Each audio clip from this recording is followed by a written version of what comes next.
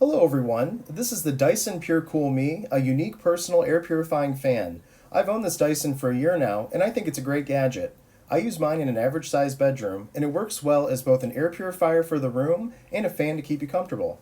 Compared to a regular fan, it's loaded with nice features, and it's overall very quiet.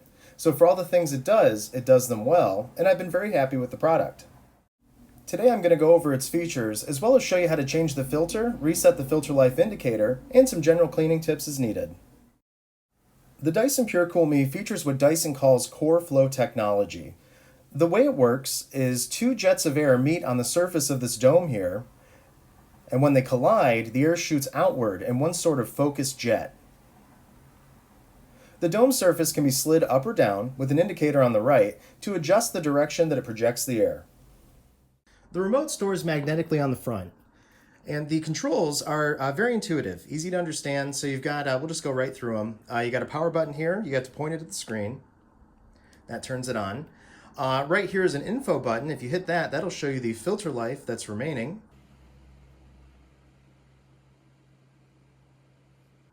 And then the fan itself is 10 speeds, which I really like. So it's on speed 1 right now.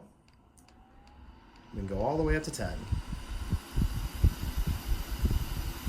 And then also you've got an oscillation function right here. You just hit that, and that will move the air ball back and forth. Turn this down a little. It's actually it's knocking my camera around. And then the last thing you have right here is a timer.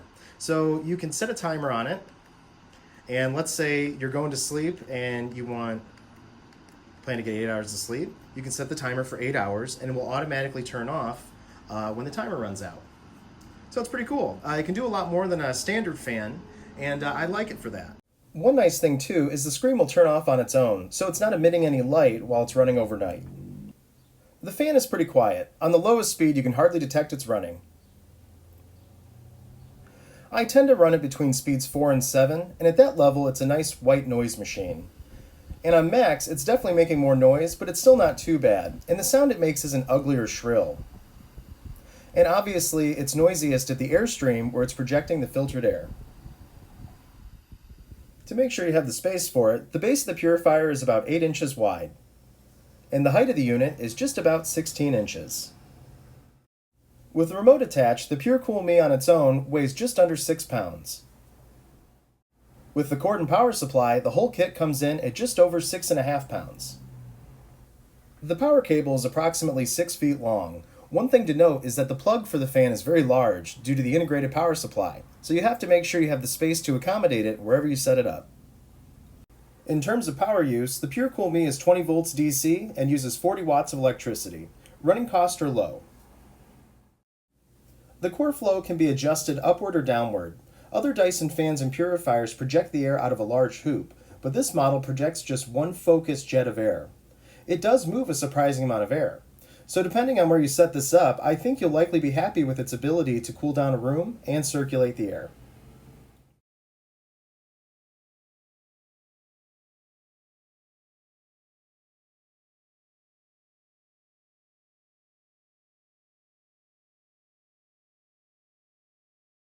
After 11 months of very regular use, the change filter warning popped up. So I'm going to change the filter, reset the filter life indicator, and give you some cleaning tips for when it's time to change the filter on your Dyson. I hadn't done much with the purifier except run it a lot. It was ready for a general cleaning. Before I pulled the filter out, I swept off the purifier grill and the dome with my bench vacuum. There's 2 buttons that you need to push in to release the dome to access the filter. Thanks to the excellent filter, the inside of the air ball, as Dyson calls it, is completely spotless. It still looks new. That means that all the dust that is being pulled through the Dyson is being trapped by the HEPA filter. There's 2 tabs and the filter lifts out. Here's the filter after 11 months of regular use. It's pretty bad.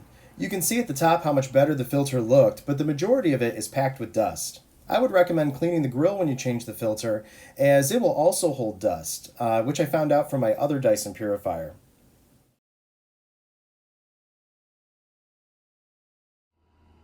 Because the genuine Dyson filters are $70, I ordered a generic replacement filter on eBay for about $12. The generic filter is obviously lower quality, but still seems adequate, and I plan to check it every season. While it may need replacing more often, even if I'm spending $20 to $30 a year on filters instead of $70, I'll give this a shot. The new generic filter dropped right in. When you put the air ball back on, there are two buttons that you have to hold in, and when you drop the dome back on, they'll lock into place. Using all-purpose cleaner, I wiped down the air ball and grill. I took the year of dust and fingerprints right off. Just kind of a finishing touch, but it'll build up with smudges over time.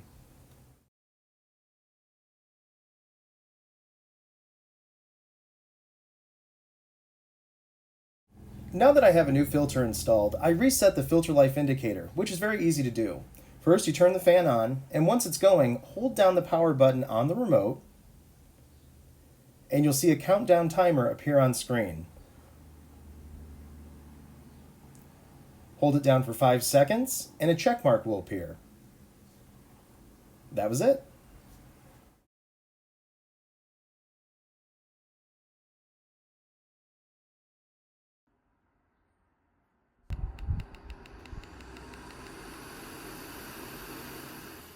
After a year of ownership, I think this is a nice product. Along with being an effective air purifier, it's a great fan. It's very quiet, has a range of features, and is easy to tolerate in any environment year-round. I own a lot of fans and air purifiers, and in the last year, this Dyson has gotten more use than any of them, and I've had no issues with it at all.